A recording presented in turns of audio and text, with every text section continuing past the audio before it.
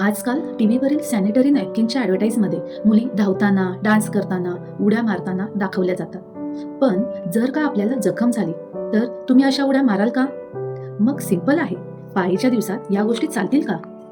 पूर्वी जर का स्त्रियांना पाळी आली, की तिला 4 दिवस बाजूला बसवले जायचे. तिला काम करण्यास बंदी असायची. याचा मूळ उद्देशच हा देखील असायचा, की या दिवसांमध्ये तिला पूर्ण विश्रांती मिळावी व शरीर रिकव्हर व्हावे. या काळात गर्भाशय उरणित म्हणजेच उंडेड असतो.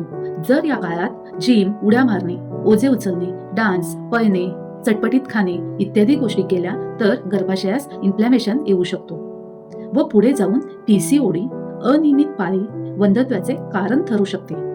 वेळीच सावध व्हा आणि याकडे जरूर लक्ष द्या.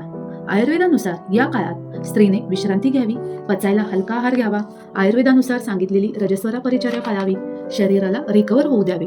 पिरियड्स हा आजार नाही, पण दुर्लक्ष केले तर नक्कीच आजाराचे कारण बनू शकतो. संपर्क श्री दत्तगुरू आयुर्वेद व पंचकर्म चिकित्सालय, वैद्य